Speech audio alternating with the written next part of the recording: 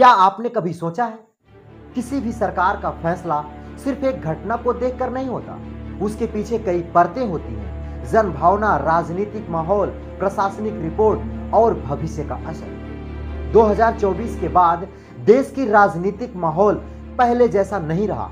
सरकार पहले की तरह मजबूत जरूर है, लेकिन अब सहयोगी दलों की भूमिका भी पहले से ज्यादा अहम हो गई है। ऐसे में हर बड़े फैसले केवल राजनीतिक नहीं बल्कि रणनीतिक भी बन जाता है। यही वजह है कि छात्रों से जुड़े इस मुद्दे को केवल एक विरोध प्रदर्शन की तरह नहीं देखा गया, इसे इस वर्ग की नाराजगी के रूप में भी देखा गया, जो आने वाले वर्षों में देश की दिशा तय करेगा। यह भी सच है कि आज का युवा पहले की तुलना में कहीं ज्यादा डिजिटल है।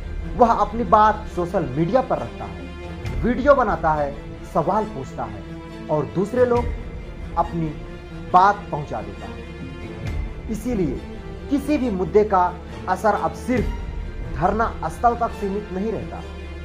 लेकिन यहां एक बात साफ होनी चाहिए, सरकार का पक्ष यह है कि उसने संवाद का रास्ता चुना और स्थिति को संभालने की कोशिश की। वहीं आलोचकों का कहना है कि यह कदम बढ़ते जन दबाव के कारण उठाया गया।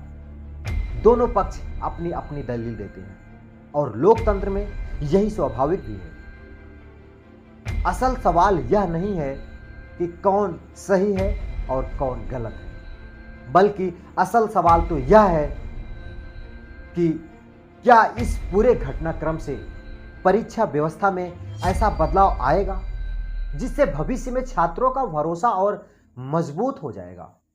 अगर जवाब हां है तो केवल यह सरकार की नहीं बल्कि पूरे देश की जीत होगी।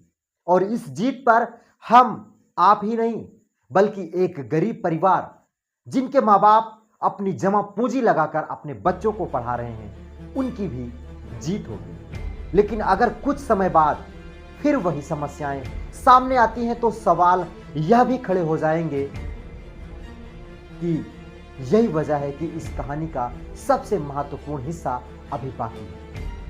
आखिर वह कौन से सवाल हो जाएंगे? क्योंकि किसी भी आंदोलन की असली सफलता केवल बातचीत से शुरू होने के साथ तय नहीं होती, बल्कि उससे तय होती है कि जमीन पर कितना बदलाव दिखाई देता है। लेकिन इस पूरी कहानी का सबसे बड़ा सवाल अभी भी वहीं खड़ा है। क्या यह सिर्फ एक आंदोलन था या फिर यह आने वाले समय की राजनीतिक संदेश था? देखिए, किसी भी लोकतंत्र में सरकार और जनता दोनों अपनी अपनी जिम्मेदारी होती है। सरकार फैसले लेती है और जनता उन फैसलों का जमकर विरोध करती है और सवाल पूछती है। यही लोकतंत्र की सबसे बड़ी ताकत भी होती है। इस पूरे घटनाक्रम में एक बात तो साफ दिखाई दे रही है, आज का युवा अपनी बात खुल करके रखना चाहता है। वह चाहता है कि उसकी मेहनत पर कोई सवाल ना उठे, उसकी परीक्षा निष्पक्ष हो और उसके भविष्य के साथ किसी भी तरह का खिलवाड़ ना हो। और दूसरी तरफ सरकार भी यही कह रही है कि परीक्षा प्रणाली को मजबूत किया जाएगा, दोषियों के खिलाफ कार्रवाई होगी और भविष्य में ऐसी घटनाओं को रोकने के लिए सख्त कदम उठाए जाएंगे। लेकिन क्या अब इन दावों का असर आने वाले समय में दिखाई देगा या फिर सिर्फ एक वादा ही रह जाएगा?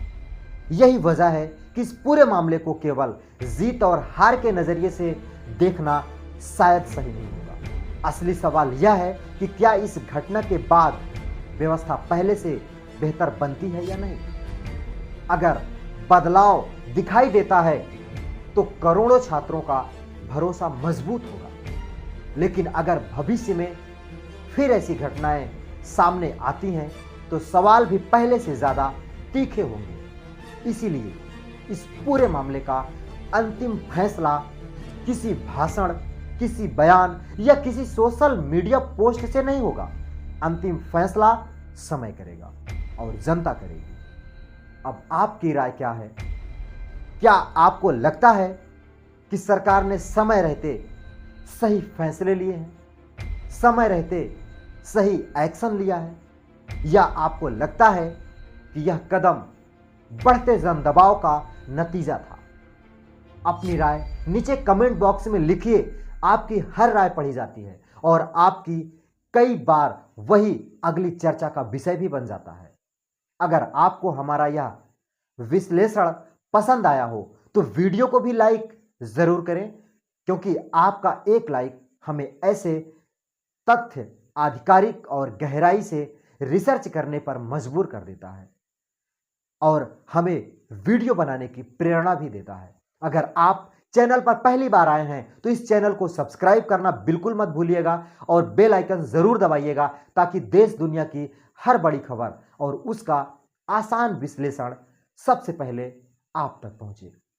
वीडियो अपने दोस्तों और अपने परिवारों के साथ साझा करिएगा, ताकि ज्यादा से ज्यादा लोग इस मुद्दे पर अलग अलग नजरिए से इस बात को समझ सकें। मैं मिलता हूं आपसे अगले वीडियो में एक और बड़े मुद्दे, नई जानकारी और नए विश्लेषण के साथ। और तब तक अपना और अपने परिवार का ख्याल रखिए। जय हिंद।